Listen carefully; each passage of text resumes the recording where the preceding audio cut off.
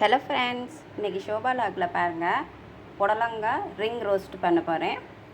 அதாவது புடலங்காய் 65 செய்ய போகிறேங்க. இது நல்லா சூப்பராக இருக்கும். சாம்பார் சாதம், ரசம் சாதத்துக்குலாம் இது ரொம்ப சூப்பராக இருக்கும். செய்கிறது ரொம்ப ஈஸியானது. இதை எப்படி செய்யலாங்கிறத இப்போ பார்க்கலாம். இதை முதல்ல ரவுண்டாக கட் பண்ணிக்குவோம். இப்போ பாருங்கள், இதை ரவுண்டாக கட் பண்ணிட்டாச்சு. இந்த சைஸில் கட் பண்ணிக்கணும். இப்போ இதை நல்லா தண்ணி விட்டு வாஷ் பண்ணிக்கலாம். தண்ணி விட்டு வாஷ் பண்ணியாச்சு. இப்போ இதுக்கு தேவையான அளவு உப்பு சேர்த்துக்கலாம்.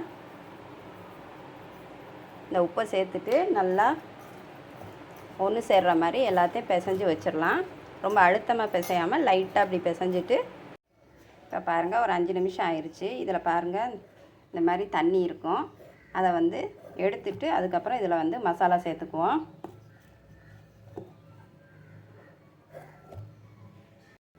இதில் இருந்து அந்த தண்ணியெல்லாம் வடித்து எடுத்தாச்சு. இப்போ இதுக்கு மசாலா சேர்த்துக்கலாம்.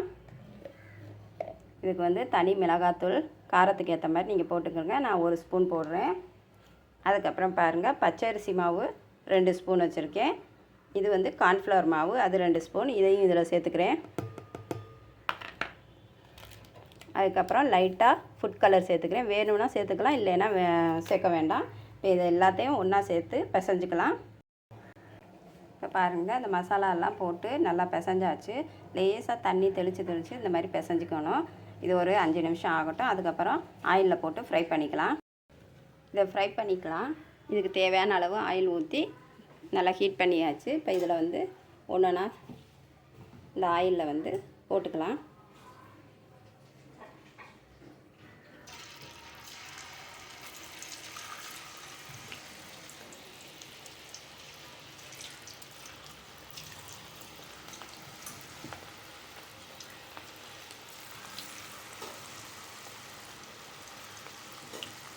இதெல்லாம் கொஞ்சம் மீடியம் ஃப்ளேமில் வச்சு இதை நல்லா ரோஸ்ட்டாக வறுத்து எடுத்துக்கலாம். இப்போ பாருங்கள், 1 சைடு வெந்துருச்சு. இதை அப்படியே நல்லா திருப்பி விடலாம். நல்லா ரோஸ்ட் ஆகணும்.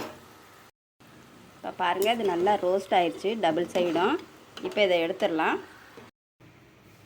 பாருங்கள், நல்லா சூப்பரான ஒரு புடலங்காய் 65 செஞ்சாச்சு. நல்லா பார்க்கவே நல்லா சூப்பராக இருக்குது. பாருங்கள், நல்லா கிறிஸ்பியாகவும் இருக்குது. பாருங்கள், நல்லா கிறிஸ்பியாக இருக்குது.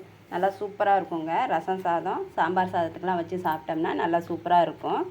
இதே மாதிரி நீங்களும் செஞ்சு சாப்பிட்டு பாருங்கள். இந்த வீடியோ பிடிச்சிருந்தா லைக் பண்ணுங்கள், சப்ஸ்கிரைப் பண்ணுங்கள், கமெண்ட் பண்ணுங்கள் ஃப்ரெண்ட்ஸ்.